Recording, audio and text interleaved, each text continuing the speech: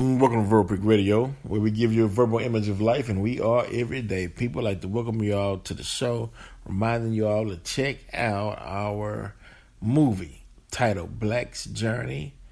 You can watch that on FlexNet TV and also at VCM Films. That's VCMFILMS.GUMROAD.com, and that's VCMFilms.gumroad.com. I'd like to thank those who participated, all the actors, actresses, Sabrina Amato, Marcus Anderson,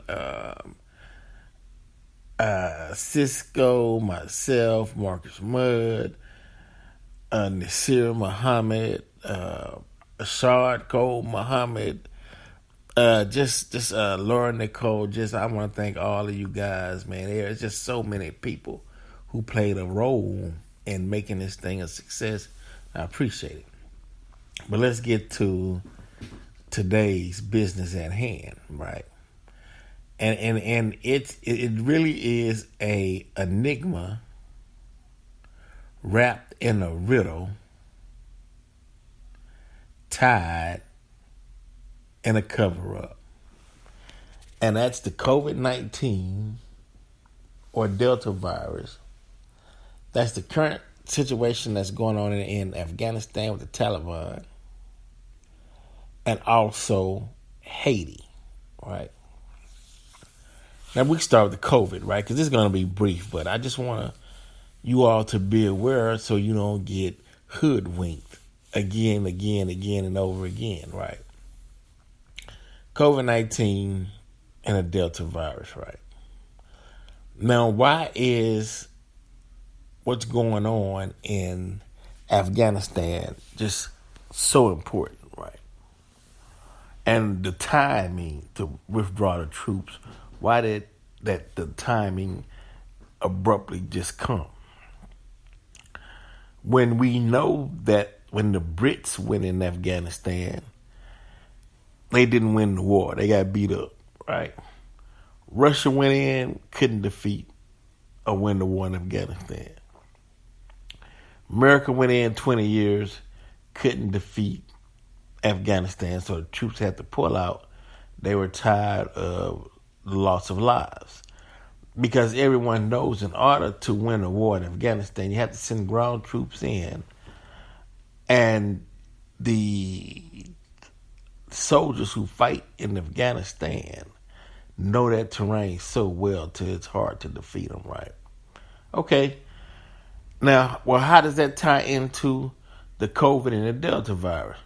Well, because really we know that the school year is approaching, and actually some are already sent their children back to school or had the first start of the school year. And what's happening is there's so much confusion with the vaccine and mask mandates and boosters. So there's no answer for that at this particular point. Give you an example. Look at Texas. One school district says, well, they'd like to have a mask mandate, but since Governor Abbott put out a fact that you can't have a mask mandate, that violates the people's right to choose whether they want to wear a mask or not. You can't mandate it, cause confusions for the school. Then also, they're waiting to see, will there be a booster shot after 8 months after you receive your second shot? How does that all play a role? How would it all play out? Now, the problem is that the school board, the governor's office, and the health administration are all fighting each other, not on the same page, which is confusing to the parents, right? So we were at a brink of, I would say, a falling out. The people were getting sick and tired and was getting ready to lose faith and hope within the government's ability to lead during a pandemic, because there's so much confusion and so many mixed messages till the people was ready to explode. And so to take your attention and mind off of what's that issue, then here's the Taliban. All right. Here's the Taliban. All right. We'll put that in your face for right now while we try to figure out what's actually going on with this COVID virus, because it was announced that the governor of Texas, Abbott, had tested positive for COVID, although he had taken a vaccine. Because they tell you that, yeah, if you take the vaccine, you still can catch COVID. But it won't be so severe to where you'll die. Okay, well then some saying, well damn, I didn't catch the virus. I tested negative for COVID, and all I did was just wear my mask every day. So if I wear my mask every day, then I don't need the vaccine. Then some say, well, I just want to reach herd immunity. Let's not take the vaccine, and let's just reach herd immunity, and let's go on with our lives. Right. So I'm saying, well, I only want to take the JJ shot. I don't want 2 doses. Well, if you take the JJ, we're not sure if you're going to need a booster down the line. And if I get a boost, if I take the Pfizer and the Pfizer and the Moderna vaccine, right, and I take a booster 8 months after the second dose, will I need to take another booster next year, or will I still need to take a flu shot? Will I need take 2 shots of the Pfizer, 1 booster and 1 flu shot? So I'm saying that's too much serum putting into their bodies. I don't know. We're just discussing. You make up your mind. I don't know. And now we get to Haiti. Okay. Earthquake hits Haiti again. And now some of the rival factions in Haiti, I want to use that term, are taking the aid that was for the Haitian people. Now, where did this come from? Because I got into a conversation about that. Well, you all remember when Trump and Hillary when they were debating to see who would become president of the United States, when Hillary was asked, well, through the Clinton Foundation and all the money that was raised for Haiti after that, the first earthquake, the people didn't receive the aid. They wanted to know what happened to the money. All right?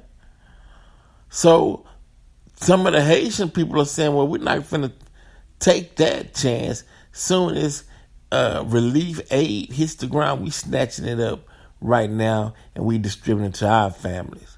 Because the last time we had an earthquake, money was raised, we received nothing. So we're going to make sure we receive something, and we're not taking lead or guidance from America. Right. Now, why? Why? Well, white privilege. You may say, well, what does white privilege has to do with all of this? Right. Because if you say democracy is the best rule of government, and you spread that ideology to different countries, right? Then what you're saying is democracy has no color. The rules that govern democracy has to be in place in order to be successful. But then white privilege kicks in and they kick the door in the Capitol building, and the reaction to that was seen weak around the world.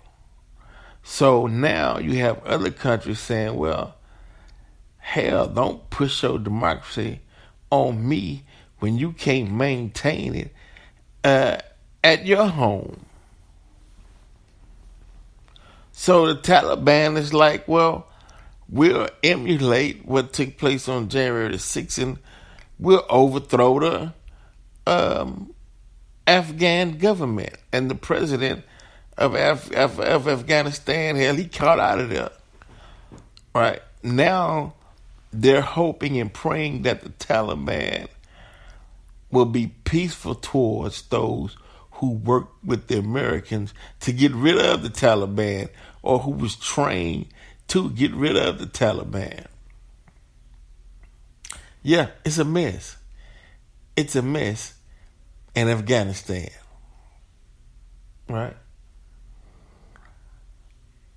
But white privilege is finally running its course. Right? And the leaders in government don't know what to do. Now, the FBI can come out and say, well, domestic terrorist is the worst threat to America. It's okay, well, what are you doing about it? I don't know what they stay.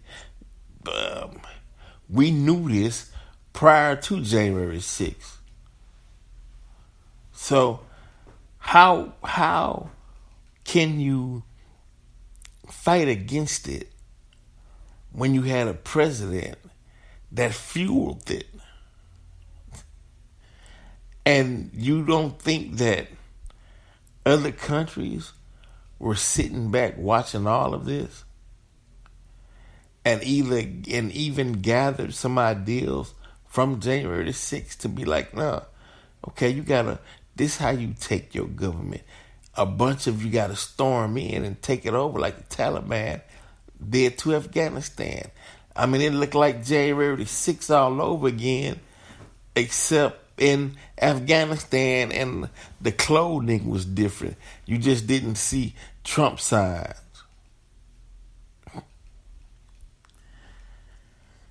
It's like, wow, man. I mean, I know all of this that is going on is stressing Biden out.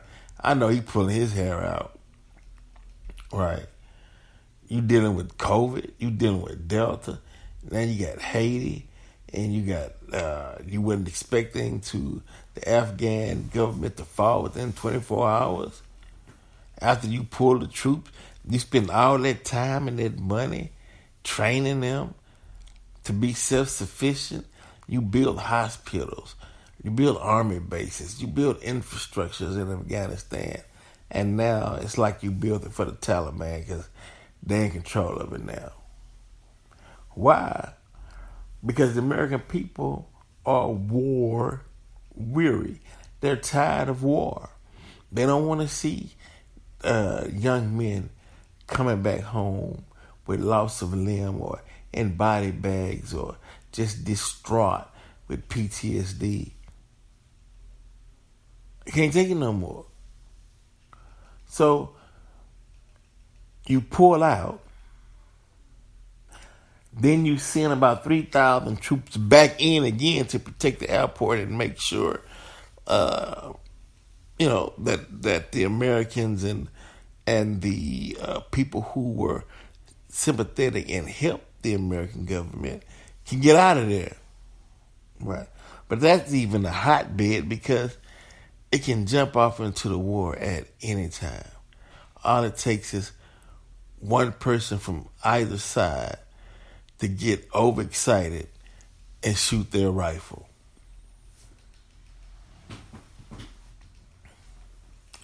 And I say all this to say, truly, wow, man, black people in America get criticized for so much, but black people have never done any violence on the scale of what's going on in Afghanistan.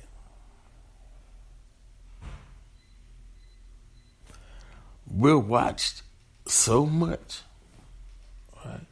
We're not even in a position to hinder the aid that's going to Haiti. Right? Black people in America is watched so much, right? We even fought to come up with a serum that can be used to fight the COVID virus, right? But yet we didn't have a hand in producing or introducing the COVID virus to the world. We wasn't in those laboratories in Wuhan. And while all this is said, and all of this is going on, and as shaky as America is, you still gonna have some white supremacists out there with his eyes set to harm a black person, even though it makes entirely no sense at all.